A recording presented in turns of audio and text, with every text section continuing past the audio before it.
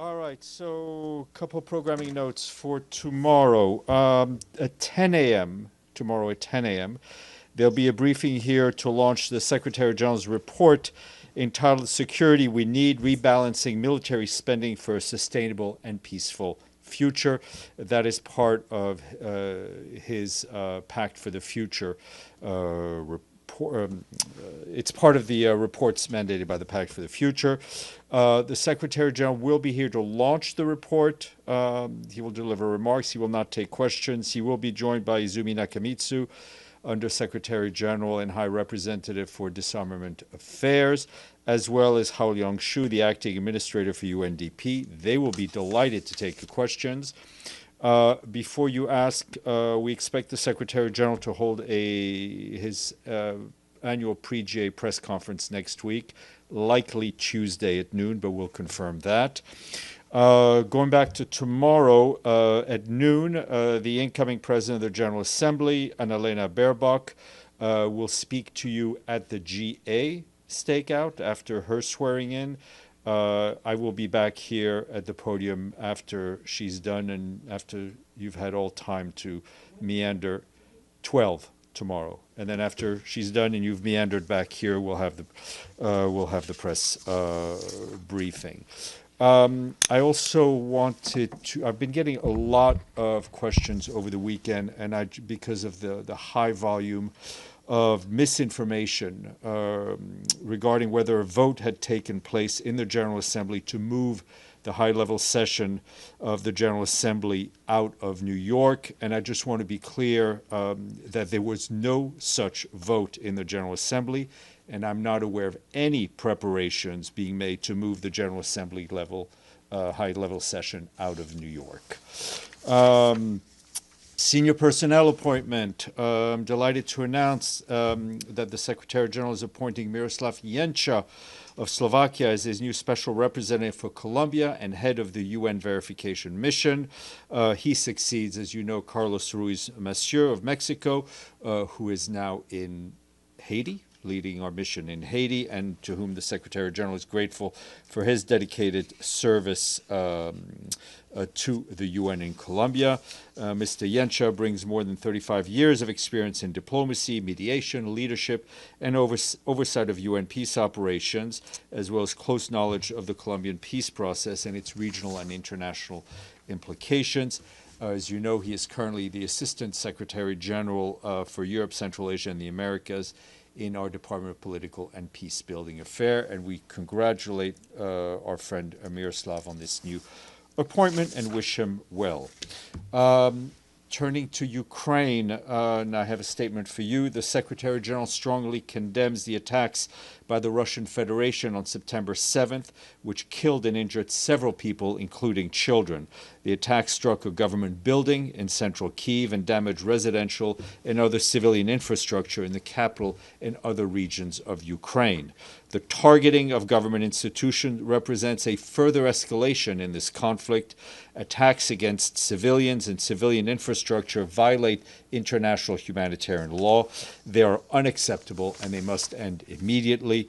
The Secretary General reiterates his call for a full, immediate, and unconditional ceasefire as a first step towards a just, comprehensive, and sustainable peace in Ukraine, one that fully upholds Ukraine's sovereignty, its independence, and territorial integrity in line with the UN Charter, international law, and relevant United Nations resolutions. Just a bit more details from our OCHA colleagues in Ukraine. They said in the capital, Kyiv, one of the victims was an aid worker from a national NGO and a partner of the Ukraine Humanitarian Fund, and as well as her 2-month-old child. Our humanitarian colleagues tell us that casualties were also reported in the cities of Zaporizhzhia, Odessa, Chernihiv, Kharkiv, Kremenchuk, Kryvyi Rih, and Kherson. Strikes also targeted energy infrastructure, disrupting power and water supplies ahead of the winter season. Repair crews are working to restore services, though temporary outages remain. Meanwhile, support to frontline communities continues. On September 5th, We, along with our partners, delivered aid, including medical kits and hygiene supplies, to some 1,000 people in several villages in the Donetsk region. This was the 10th convoy to that region this year. Turning to the situation in Gaza, hostilities are continuing to kill and injure people over the weekend. In just the past 24 hours, the Ministry of Health in Gaza reported 67 deaths and 320 injuries. This brings the total toll of people killed since the end of the ceasefire in mid-March to almost 12,000. That's what the local health ministry is telling us. We, of course, continue to condemn the killings of civilians. Amid the ongoing offensive in Gaza, the Israeli military has issued more orders over the past days of people to leave specific buildings in areas within Gaza City, warning of imminent attacks. Meanwhile, over the past 2 days, at least one partner organization has been hit in Gaza City, killing several people, including at least one aid worker and one child. Our colleagues reminds us that over 80% of Gaza is either under displacement orders or within militarized areas designated by Israel. With the Israeli military instructing people to move from parts of Gaza City southward, OCHA warns that people are in dire need of food, they're in dire need of water, and they're, of course, in dire need of shelter items. Meanwhile, humanitarians were able to support the entry of a limited number of tents in the past week. Much more is needed to support more than hundreds of thousands of people in all parts of the Gaza Strip, north and south alike, as many are repeatedly displaced. You will have seen that over the weekend, our Undersecretary General for Humanitarian Affairs, Tom Fletcher, issued a statement demanding urgent action to halt the spread of famine and suffering in Gaza, warning that there is a narrow window until the end of September to prevent famine from expanding to Deir al-Balah and Khan Yunis, and that this window is closing fast. Since the confirmation of famine in Gaza Governorate, the Ministry of Health reports that more than 100 people, a quarter of them children, have died from starvation and malnutrition across the Gaza Strip. Meanwhile, in most areas, the Israeli authorities continue to require any movement of humanitarian personnel to be coordinated with them in advance. Yesterday, 11 out of 24 missions requiring coordination were facilitated. That included the collection of fuel from Karim Shalom crossing and the transfer of fuel supplies to the north. 3 missions were denied. Another 4 missions had to be canceled by the organizers. Although the remaining 6 missions were impeded, humanitarians were nevertheless able to distribute water to the north, collect food cargo from Karim Shalom, Karim Abu Salam, a crossing, as well as Zikim. The World Health Organization, for its part, has received more than 570 wheelchairs to distribute to hospitals and partners across the Gaza Strip. Those include 260 wheelchairs specifically designed for children. And earlier today, you saw that we issued a statement in which the Secretary General strongly condemned the terror attack on a bus in Jerusalem, in which at least 6 people were killed and many others injured. He conveys his heartfelt condolences to the families of the victims and wishes a full and speedy recovery to those who were wounded. Turning to Haiti, Tom Fletcher again, our emergency relief coordinator, has arrived in the capital, Port-au-Prince. Mr. Fletcher will meet communities, frontline responders, partners, as well as Haitian authorities. In a social media post, he warned that needs are soaring at a time where funding is at historic lows, stressing that we must try to protect lives and restore hope.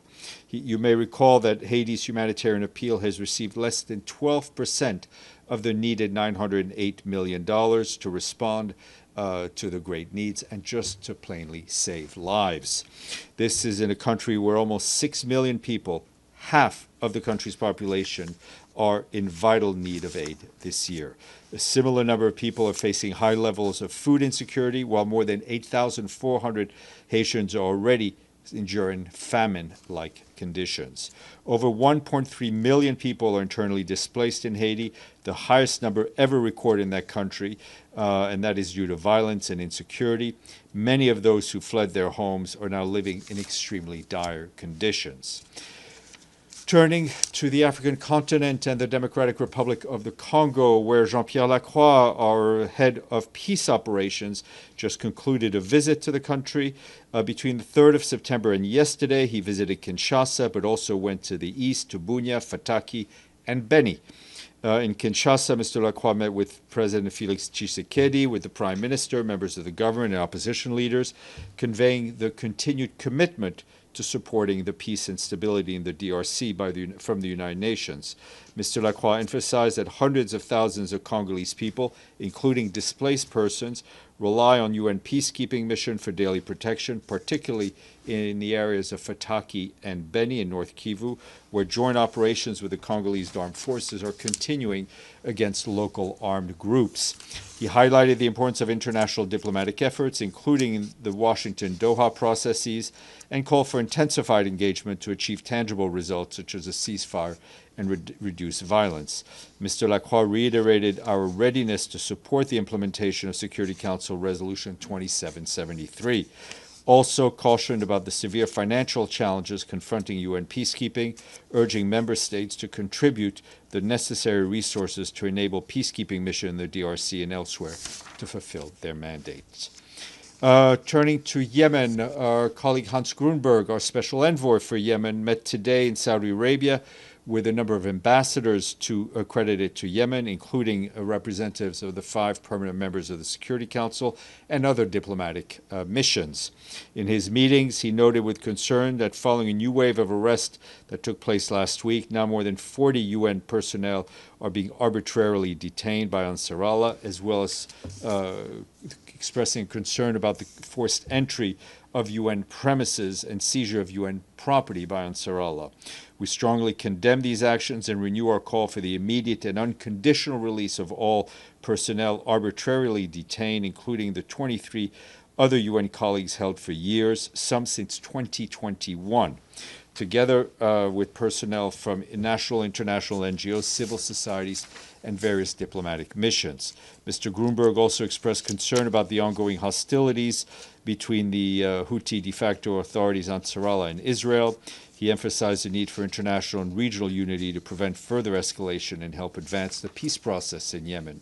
And I was asked by some of you for reaction a reaction regarding the missiles launched by the Houthis on Israel. And I can tell you that we know with grave concern the continued Houthi attacks targeting Israel, including a drone attack that reportedly struck Ramon Airport on September 7th. We call for a halt to these attacks. Any additional military escalation could make regional tensions even worse and further destabilize Yemen and the broader region. We emphasize that international law, including international humanitarian law, is applicable, must be respected by all parties at all times. And moving to Sudan, following the landslide that struck the Tarsin village in South Darfur State on 31st August, relief efforts are ongoing in the area. Today, the Office of the Coordination of Humanitarian Affairs tells us that we and our partners have so far assisted at least 1,000 people impacted by this disaster. Between last Thursday and today, an interagency assessment and response mission made up of a dozen of local and international NGOs, UN agencies delivered food and other critical items, as well as healthcare and protection services. At some point this week, our humanitarian colleagues and their partners will discuss the mission's findings, the needs in the areas, and how to scale up the response. Meanwhile, across the country, the current floods are deepening humanitarian needs as thousands of families seek urgent support and shelter. Over the weekend, flooding in Wadi Shahir village in the southeastern state of Gedaref displaced some 2,500 people and destroyed 500 houses. That's what the IOM is telling us. They tell us also that hundreds of others were displaced by flooding last week in parts of Red Sea State, which is obviously in the eastern part of the country, as well as South Darfur in the west. These successive humanitarian crises occur amidst ongoing fighting in Sudan, and I can tell you that we're deeply alarmed by the findings of the independent international fact-finding mission for Sudan released on Friday. The report documents large-scale atrocities committed by both the Rapid Support Forces and the Sudanese armed forces. It points to deliberate attacks on civilians and widespread destruction of critical infrastructure, including hospitals, markets, water systems, and displacement camps. The fighting also underscores the urgent need for accountability and protection of civilians amid the ongoing conflict. Once again, we call for an immediate cessation of hostilities, unimpeded humanitarian access, and steps to ensure the protection of civilians, increase international support to meet soaring needs across the country. Sudan is not the only country being hit by floods. In Pakistan, where our humanitarian colleagues are working hand in hand with the government. Yesterday, Tom Fletcher, our emergency relief coordinator, allocated $5 million from the UN Central Emergency Response Fund to support the response to the floods that continue to hit and devastate many parts of Pakistan. This complements the $600,000 already allocated from Asia's Pacific and Regional Fund, as well as the $250,000 allocated from the Pakistan country-based pool fund for local NGOs. The funds will support cash transfers, health, water and sanitation, shelter and food, among other urgent needs.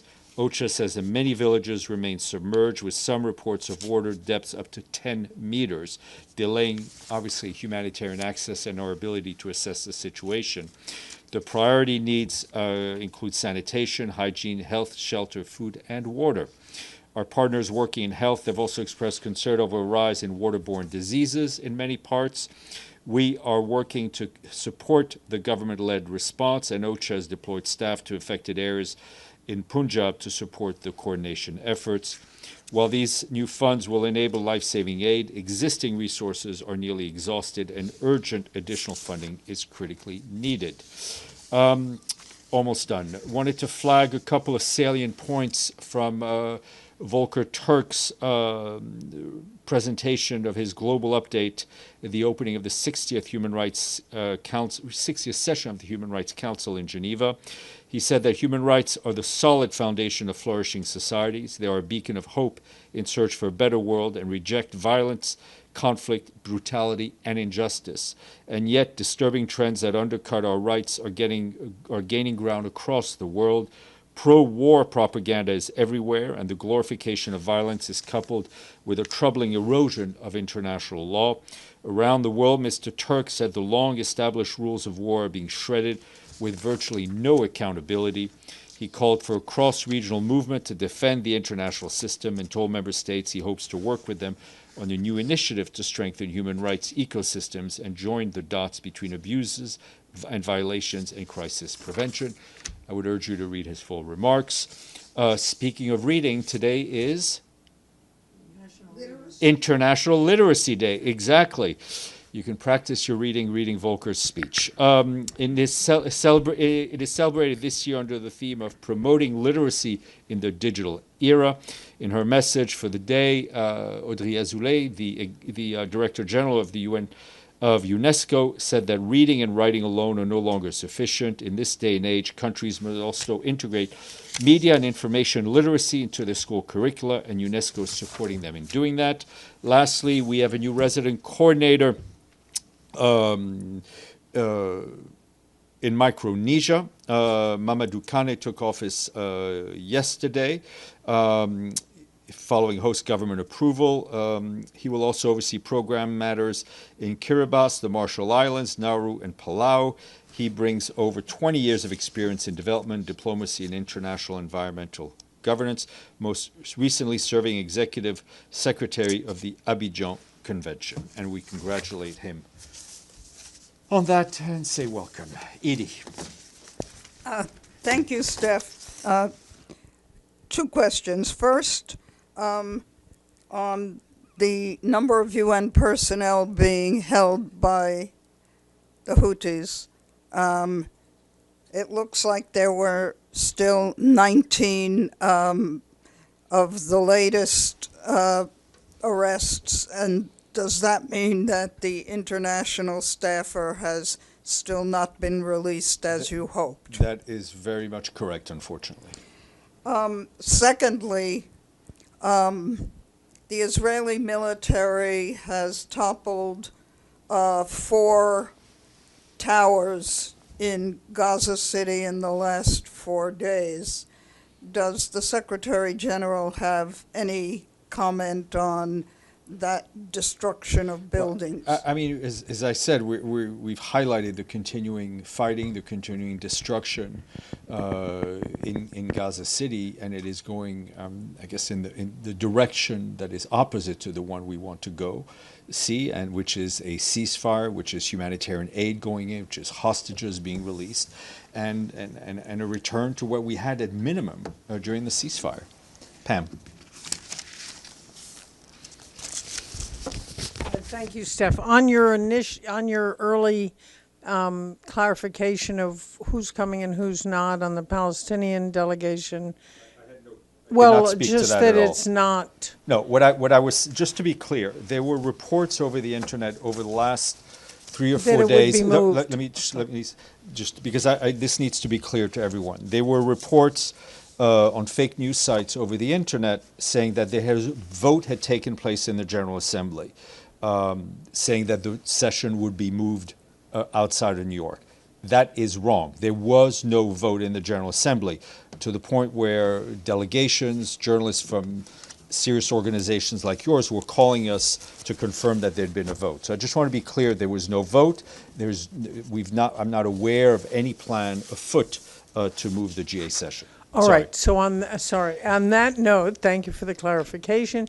The new provisional list is out, and it still has Mahmoud Abbas, the Palestinian president, coming on the 25th.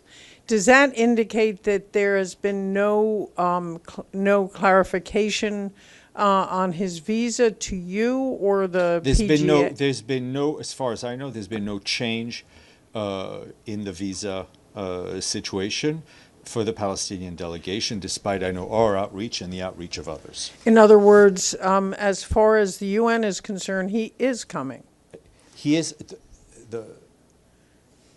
listed on the speakers list. Okay. Okay. Okay.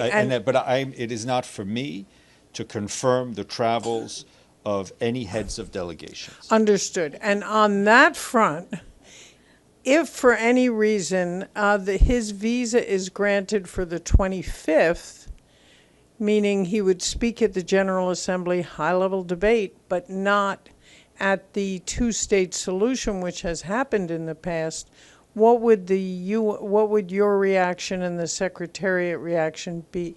Well, I'm not going to speculate what our reactions will be. I can tell you that right now, as far as we know, there's no change in the position of the host country, which means there's no change to the fact they've said they would not give him and his delegation a visa. I think we were very clear on expressing our concern about that decision, which we feel goes against the host country treaty. So I'm not going to speculate what may or may not happen. What we would like is for any diplomat, delegations, journalists, people who have business in front of the UN to be granted access to the territory of the United States so they can enter the UN premises as outlined in the host country. Thank you. Thing. Thank you. Abdelhamid and then Ms. Saloumi. Thank you. Thank you, Steph. I have a few questions. First, I want to correct the number Edie presented in her question. I'm quoting Benjamin Netanyahu. He said, we have destroyed 50 terrorist towers in the last 2 days, and this is just the beginning. I tell the people of Gaza, listen to me carefully. We warned you, leave. Do you have any comment on that? My comment is the same that we've been given since the beginning of these threats of a complete takeover of Gaza City, is that we stand against any forced displacement of people, that civilians need to be protected, whether they stay or whether they leave. Your next question. Number of Palestinians were killed today in the West Bank. Even in Jenin, one was killed, and number of Palestinians were injured, and a number of houses were destroyed. Do you condemn that with forcefully the way you condemn the I haven't seen those reports, but I think we've been, as soon as we will, I think we've been very clear in our condemning attacks on Palestinian civilians in the West Bank. One more question, if you are patient. Sometimes I'm not patient with you. Do you have any comment on the reaction of the people in Venice after they saw that film, the The voice of sorry. Hind Rajab Sorry. standing 23 minutes in upload? I think we have been. You know Hind Rajab, of course. Yes, no, I know the case. I think we've spoken out about it. We continue to highlight the horrific situation in Gaza. Ms. Salome, and then Alex.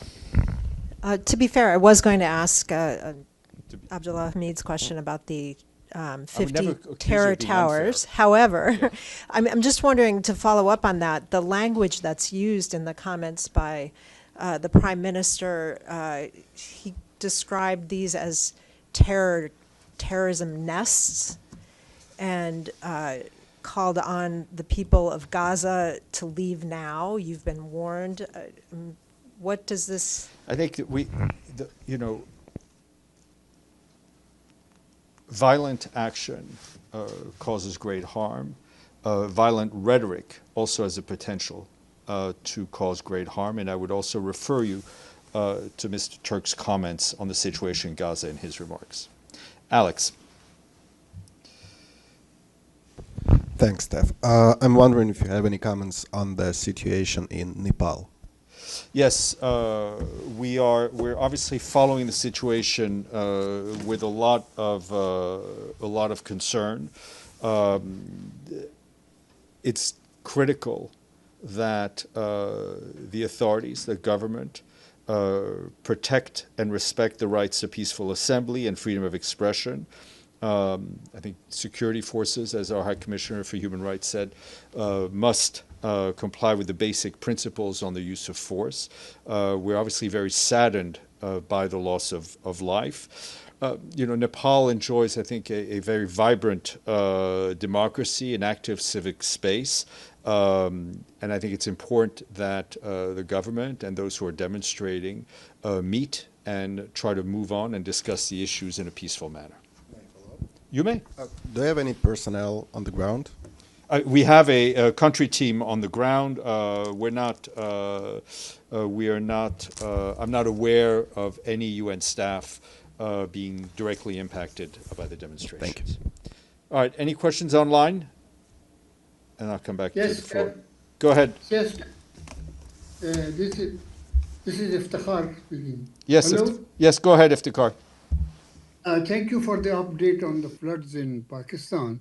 But my question is, you have spoken about the release of report of Secretary General's report on related to the pact for the future. But what about his report on the work of the organization? That will be published in due time. I think before I say something, I speak to something I don't know anything about, let me check the facts and get back to you. Thank you very much. Okay, Deji? Yes, a couple of questions. First, is the Secretary General having anything to say about Israel's strike in Lebanon, especially in the eastern side of Lebanon? We have. I didn't get any reports from UNIFIL today, but we're obviously it's very. in Bekaa Valley, so Okay, there's no I haven't. We're very concerned about any violation of Lebanese sovereignty and anything that could make a regional situation that much more complex. Last Friday, the Lebanese cabinet just welcomed the plan to disarm militants, including Hezbollah, inside Lebanon. What is the reaction of Secretary We've General? seen the reports, so obviously the actual plan, as far as we know, has not been made public.